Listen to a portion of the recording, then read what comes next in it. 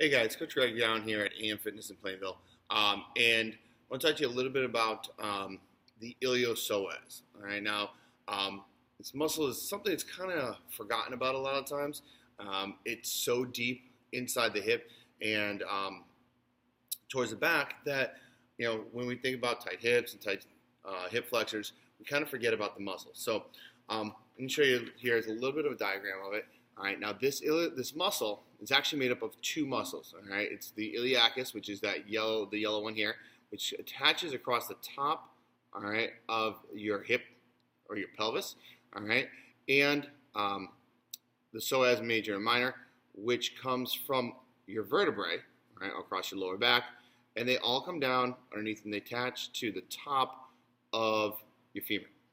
All right, now as you can see, these two muscles, all right, where they're positioned across the top edge of the pelvis and the lower back, if these are tight, imagine it, all right, from sitting down, they're shortened the entire time. If these pull forward, all right, that means if I'm sitting forward, I'm getting pulled in this position because those muscles are here across my back. So here's the top edge of my hip, all right, my lower back. And if this muscle's short, it's pulling me into this.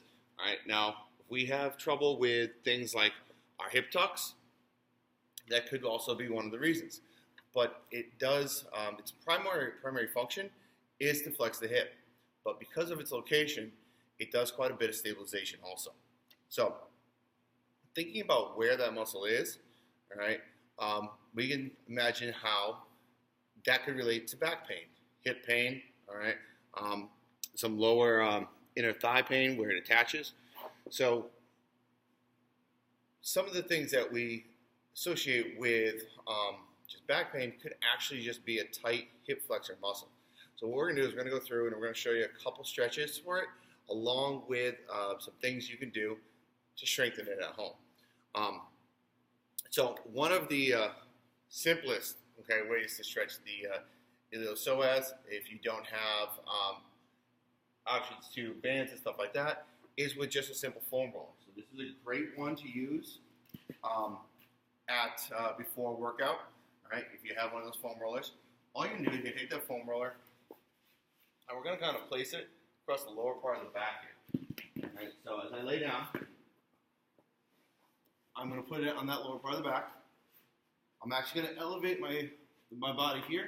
I'm going to lay my head back.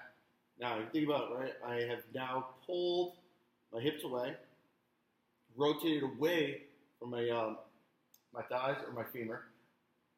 If this side's tight, I'm going to lay that side out, and now I'm going to pull this side in towards me. As I do, I'm going to push down this heel. I'm going to push this heel into the ground, pull this knee towards my chest, tuck my hips in, out of sight, and we're going to get that pull.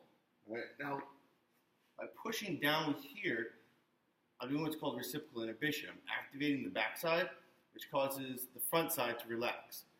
If you think about your biceps and triceps, you can't exactly flex your bicep if your tricep is tight. So our body has a neurological pathway that stops us from doing that. We can use that to our advantage by activating the backside.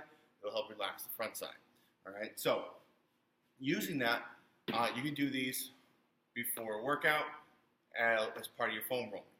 Now we want to get a little bit deeper into that stretch, where you can use a band. Here I have a pretty heavy band. You want a significantly heavy band to really put that extra pressure on there around the attachment point. If I'm going to be stretching this side of my body, I'm going to put that side into the band. I'm going to bring the band nice and high by the top of my hip. I'm going to throw that leg back.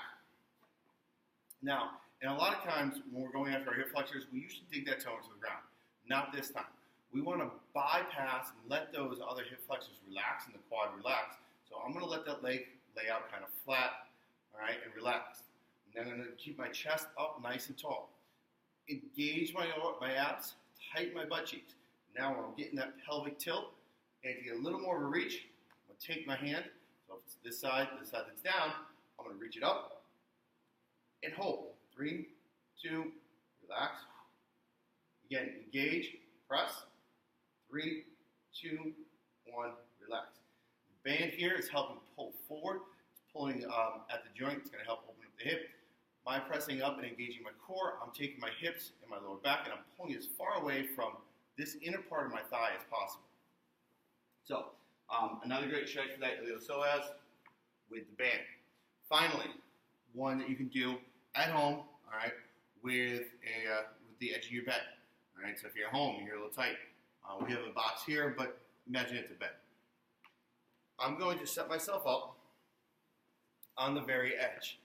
All right, so I'm not too far back. I don't want to lay all the way back. I want to be able to have room for my hip to fall off the edge of the bed. All right, I'm going to lay back.